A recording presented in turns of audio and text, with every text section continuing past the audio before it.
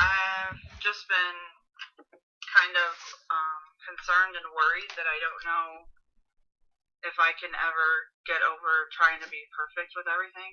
Like, to me, it's not perfect, but it's not failing in things.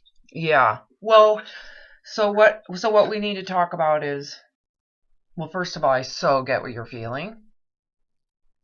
Because you're saying, like, eventually there would be a time where I accidentally ate too much and felt full, and then I'm just going to say, well, now I ruined my life. I've ruined it. Yeah. That is a symptom. That's a symptom. That's not a personality trait. That's like if you look up cognitive distortions, right? You Google cognitive distortion. You're describing all nothing. You're also describing catastrophizing, right? Where you're making your mistakes are blown out of proportion. And you're not necessarily like it's some of this is just how our brain works, not just yours. Mine works this way. Everybody's does in fight or flight survival mode. Okay. So that's what you're experiencing. Okay. So I want to acknowledge though that it feels permanent. It feels like there's no way to change that. I felt that way. There's no way to stop. How do you stop this? Because that's kind of what you're accommodating to. Like your whole like way of existing has been this way for probably a long time.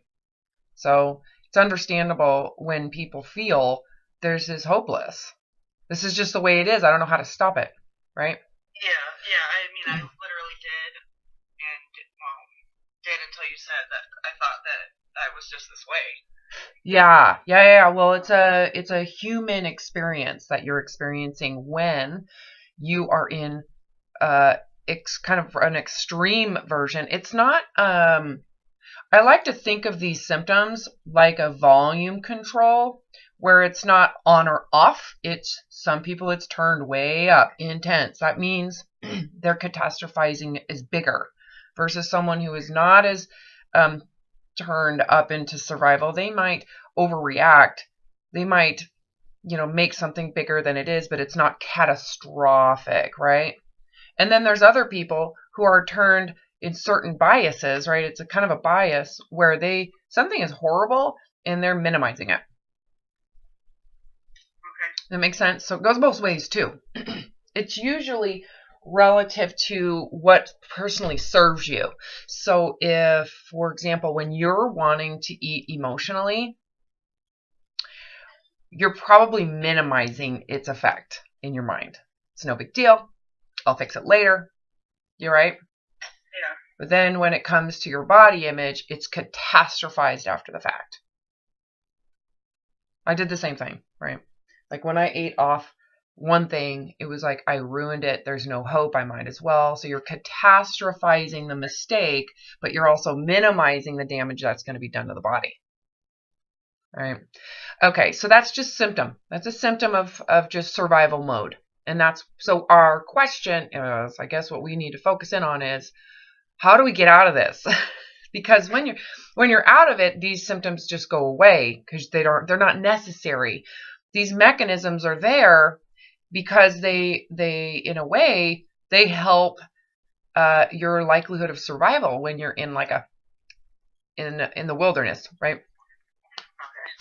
Think of it like it's a mechanism of the brain that would take your environment and it would magnify the sounds, what you're hearing. Imagine you're in a space where you feel you're being threatened, like there's an animal, there's a predator following you.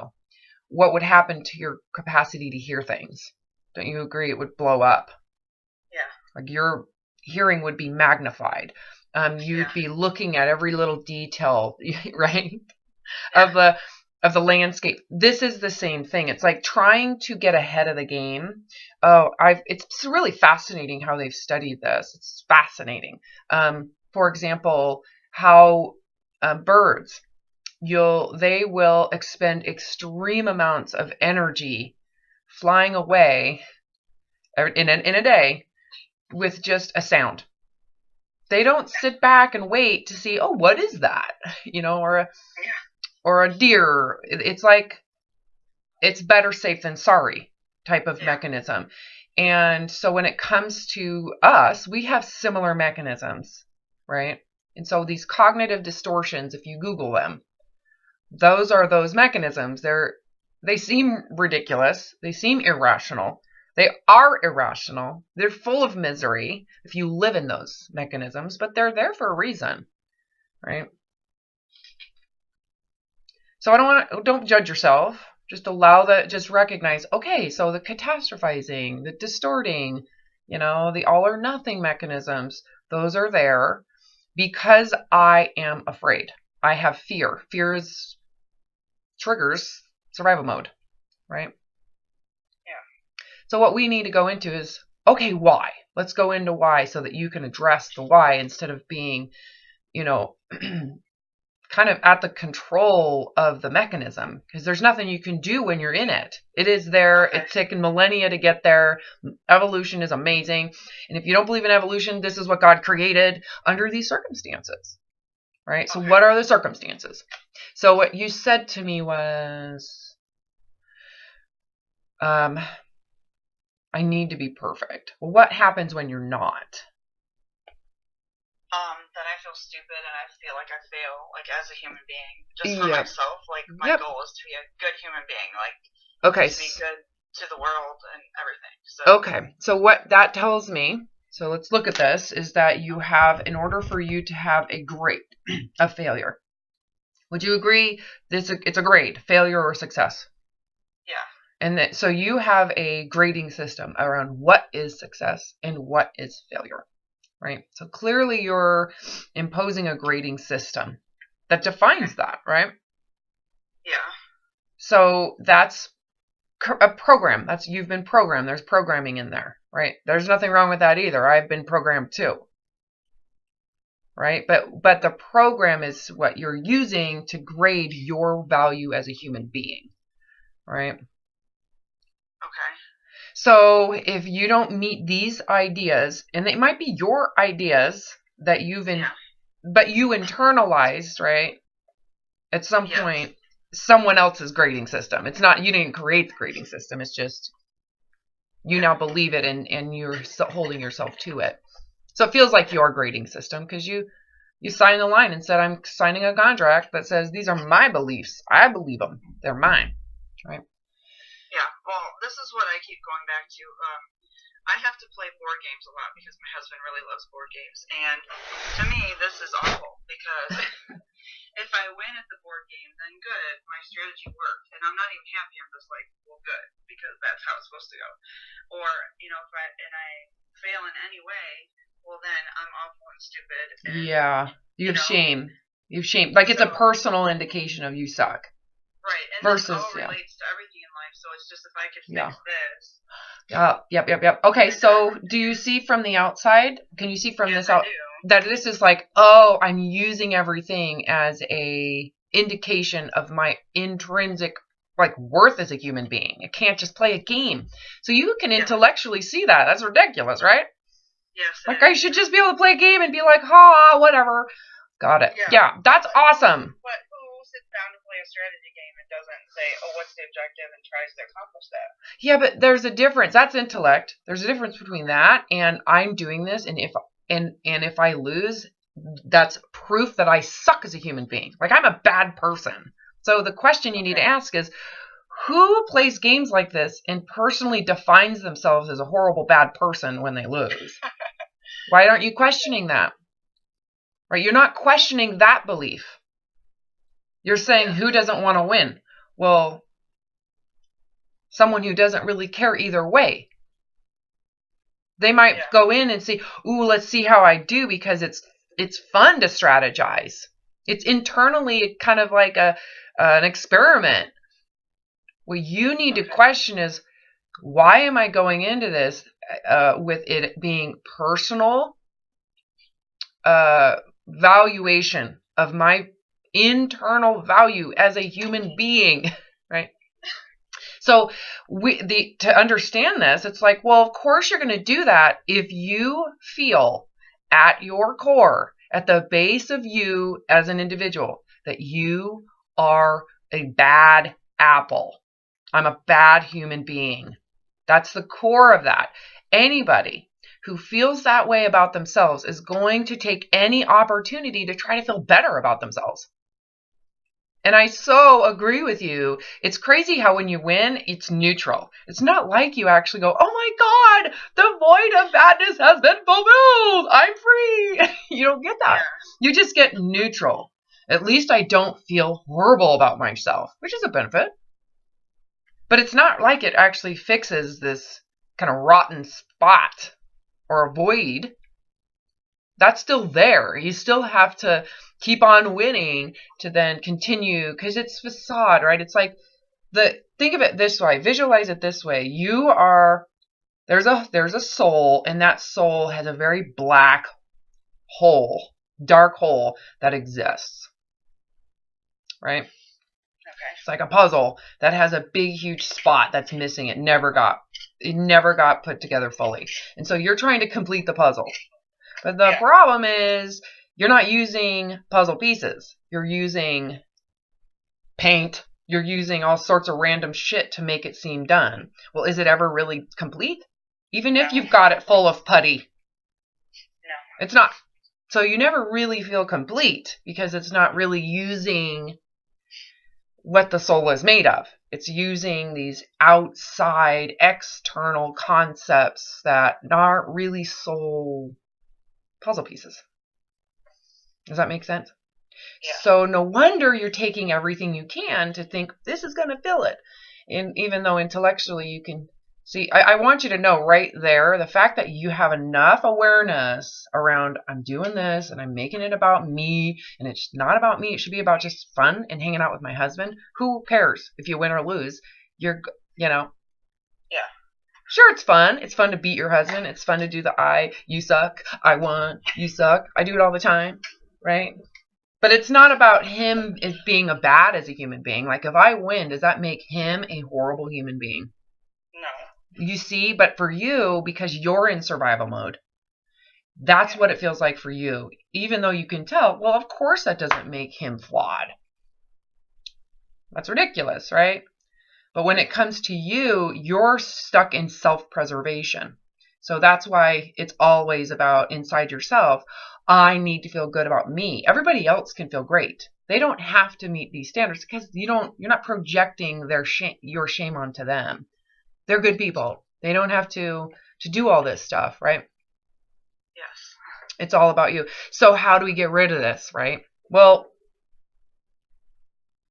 go back to the puzzle piece inside.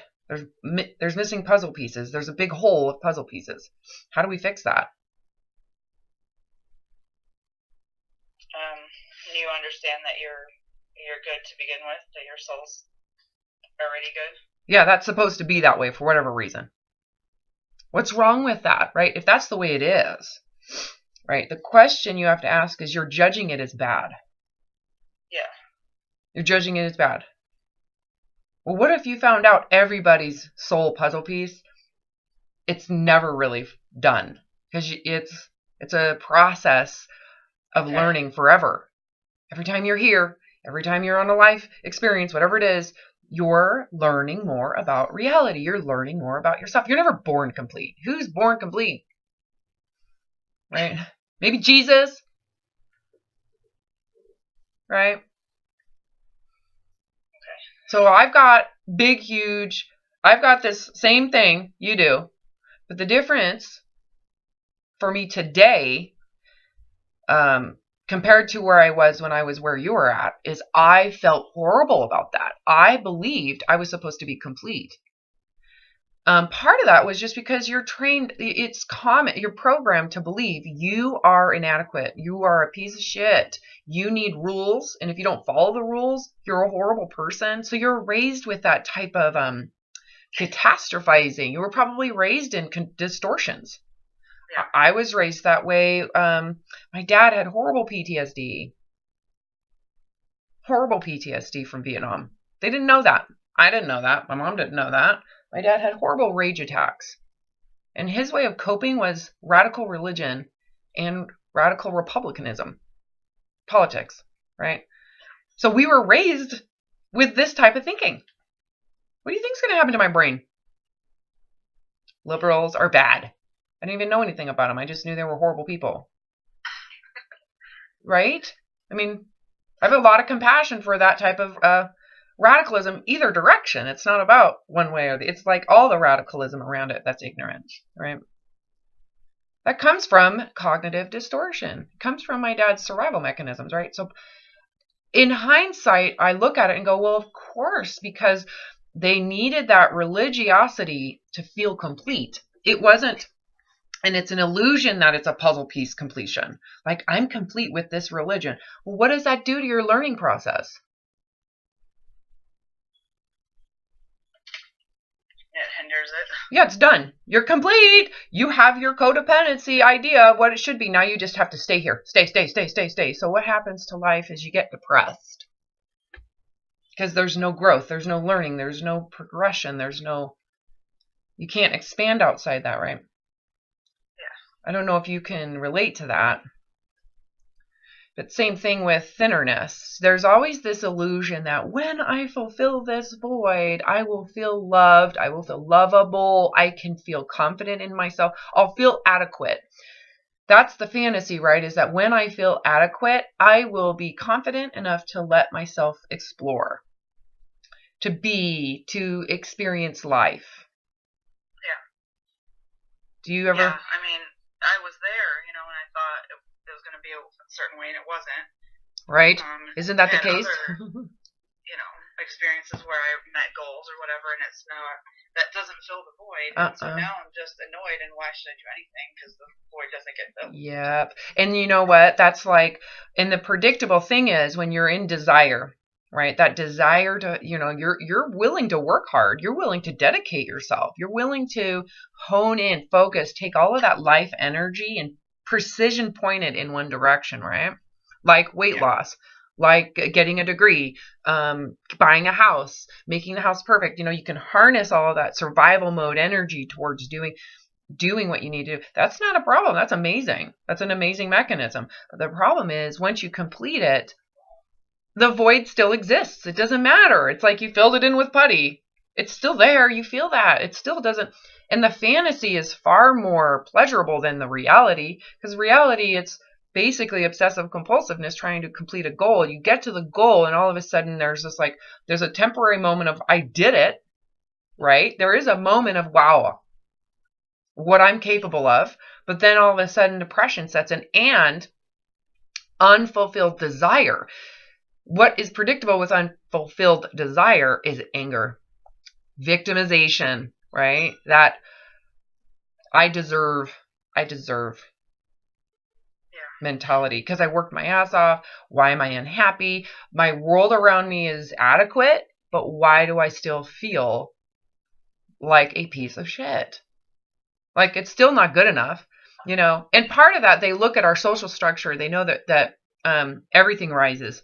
As you rise up the scale of accomplishment, your accomplishments become more perfectionistic.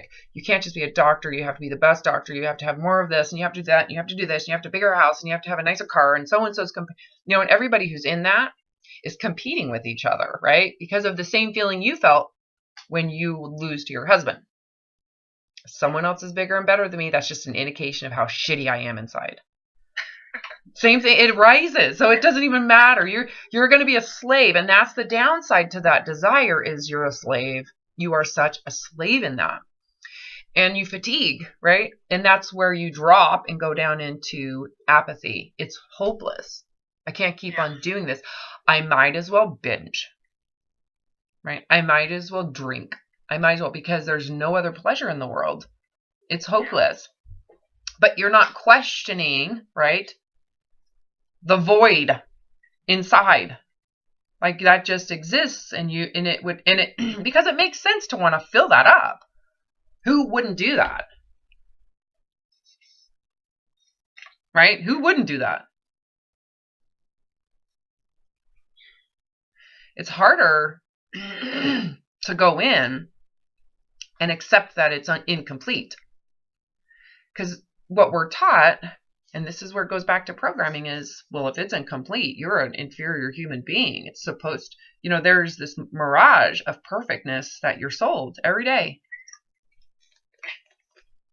right? Maybe it's theirs to give humans motivation, or else they wouldn't do anything. I would totally agree with you to some degree. Yeah. I mean, this is where for some people it's good for them to be, but they always end in depression. Everybody's ending up with some type of, they're never happy, right?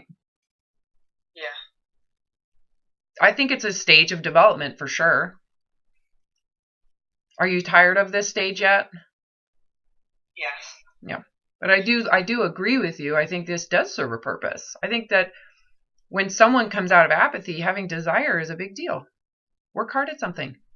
It's the sucky part about it is what happens to everybody in that is they end up feeling the way like you have. I've accomplished this. I've been thin before. I did get all that. I still feel like shit. So you end up with this kind of like deflated, like now I'm going to be labeled as depressed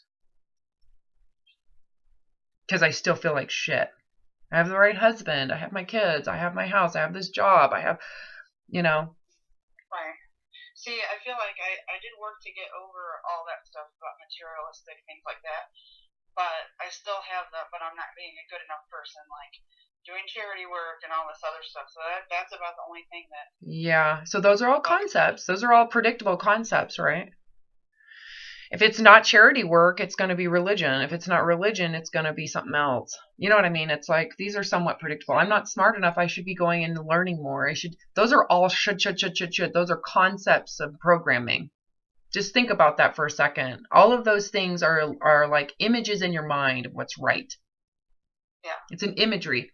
So those are things that have been programmed. So what if it doesn't come to your heart though? Like that's not my thing either. I'm not a big philanthropist at this point. I don't have any money, right? How do you do that? So I do a lot of different things. Like I put some YouTubes out there and I talk to people all the time. Yeah. I help people for free all the time. They don't know it because it's usually face to face. They have no idea what I do for a living. Right? Yeah. But it's like, I'm inadequate.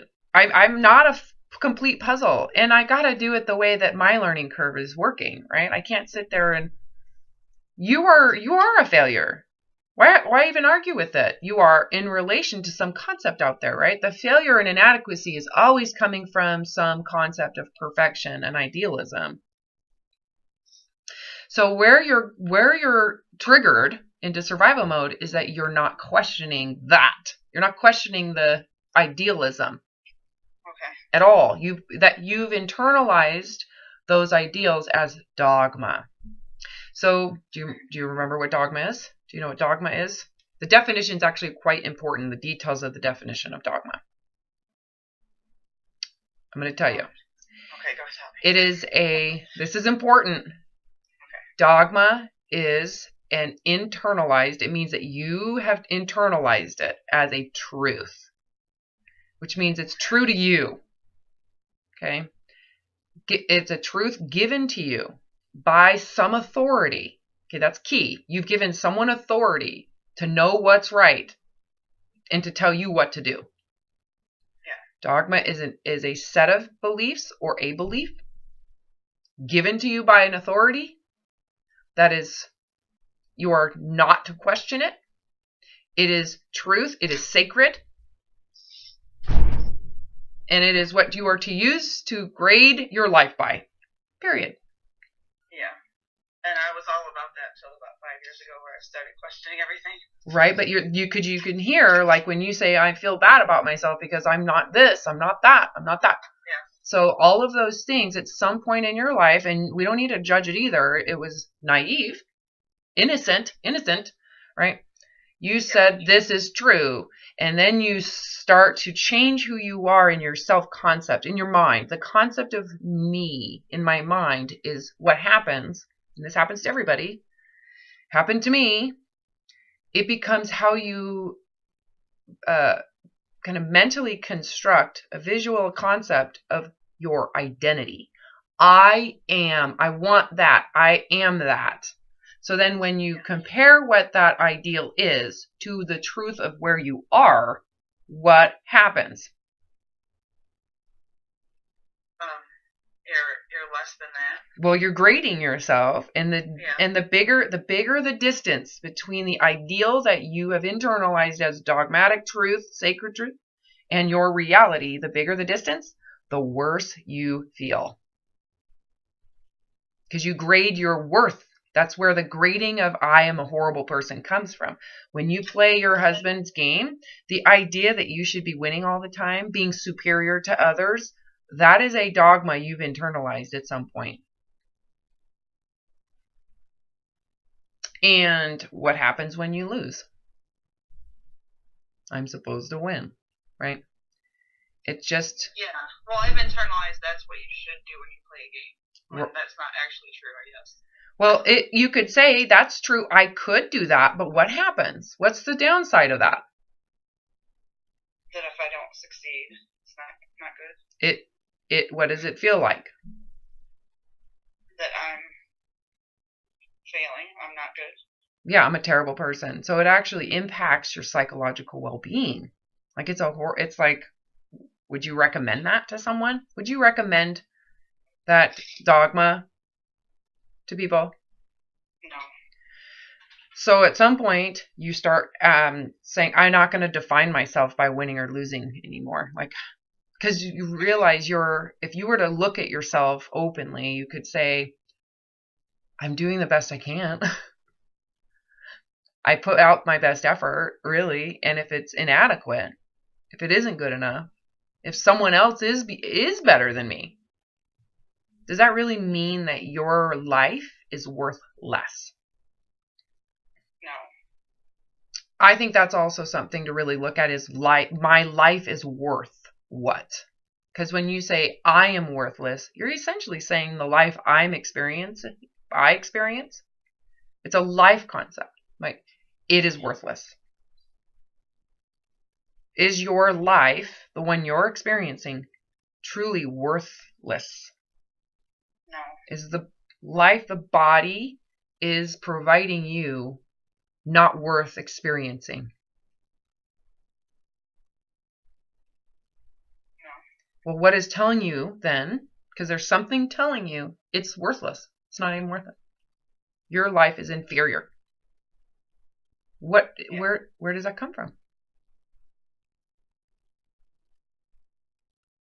I don't think the life is worthless, but living it like that is. You just agreed with me. Did you hear yourself? Yeah. Yeah. So that's where the I think your confusion might be existing, is you're not seeing that unless I meet these conditions, this life is worthless. Like, it sucks. It's bad. Worthless. Like, it's not worthy. It's not worthy. So it's kind of like when you look at it, that's what it is. It's like, holy shit, that's why these feelings are so dark. Because I believe the life I'm experiencing is dimming. It's darker. It's not worth it. It's bad. Yeah. Right? So that's, this was a big deal to me. It was a big deal for me to see that the only reason why my life felt bad was because of the dogma that I personally internalized and I believed made it worthless. Because I had not met these ideals spiritually, religiously, physically. I was just, it literally felt that the existence of life the body provided me was worthy of suicide. I might as well kill myself. I didn't see it because I internalized it. It felt like it was coming from me, but I realized, those are concepts that I were told to believe. And if I could remove those, if we could remove all of those ideals, right? Perfection, the concept of winning, the king of the hill, right? Yeah. How would that feel for you in this life? It sounds like it would be amazing. Well, feel it. Don't hear it. I want you to feel it out. Like, imagine that I have a magic wand. I'm your fairy godmother, and I'm going to relieve you from all expectations that are perfect, which means you just get to be the truth. Just what you are to be in that. And you're to just learn like a child naturally, the way you naturally figure things out. You don't have to overreach or be held to some concept of perfection. If we could get rid of all the ideal goals, what would it feel like? Feel it.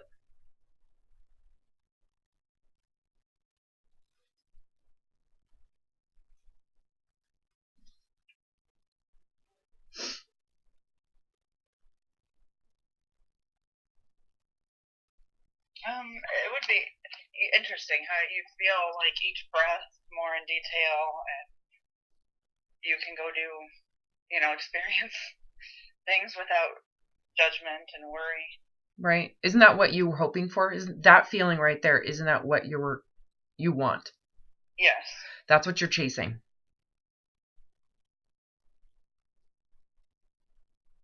That feeling. I just want to relax and I want to enjoy myself. I just want to be. Yeah.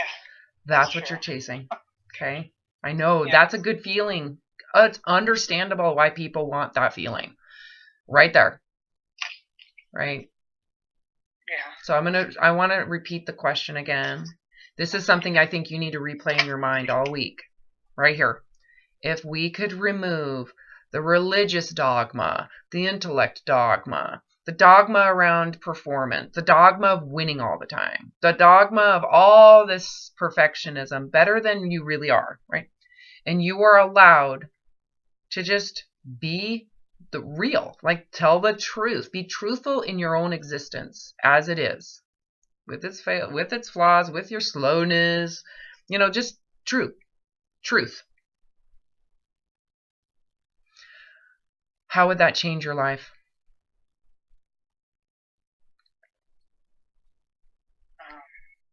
Completely. I'd just be free. Yeah, in my mind, when I did this, it was such a revelation.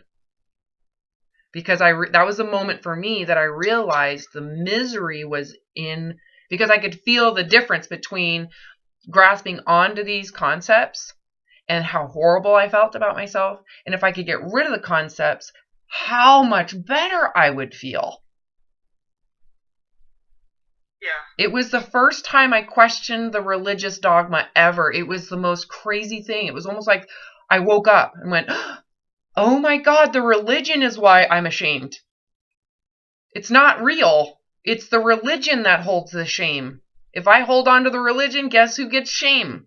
Me.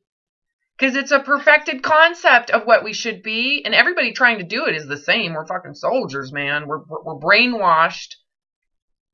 All the same, every single one of us, right? Because every single one of us is trying to implement this idea. So we become the idea, right? And because I was different than the idea, I felt horrible about myself. So if I let go of the idea, what happened to my self-worth? It goes up. Well, I all of a sudden felt like, I know I'm a good person. I don't mean harm. It was almost like I realized that the true me was perfect. I don't have to be perfect because it is what it is. Yeah.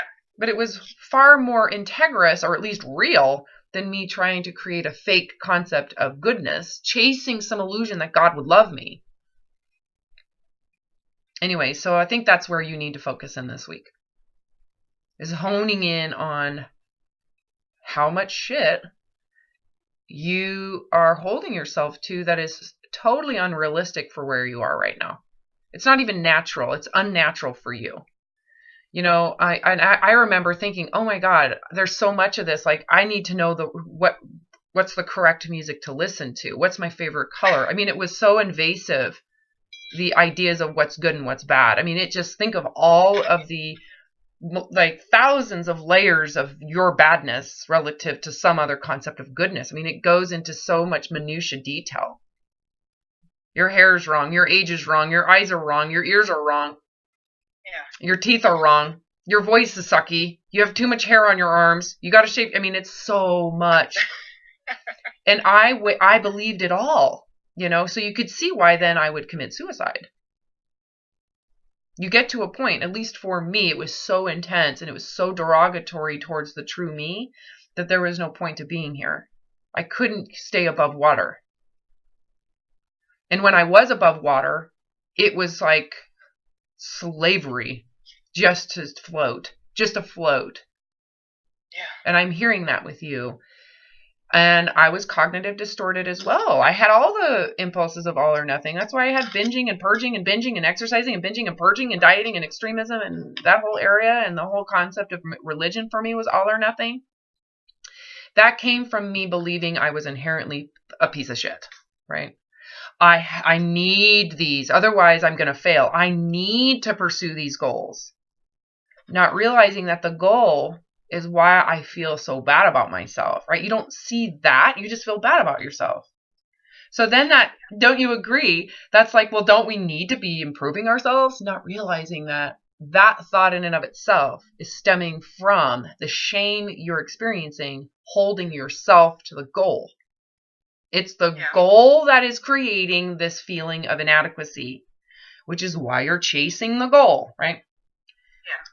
That's not easy to see. That's not something we just inherently consciously are born to see, right? It takes a serious level of suffering to be willing to open it up and realize, if I could get rid of this religion, of this ideal, of these concepts, of having to be whatever anybody else thinks to be adequate, the winning, the competition, if I can just exist in all of it, what would happen to my sense of life and value to be here? What would happen to the value of the life this body's giving me? Go back to that. What's the answer?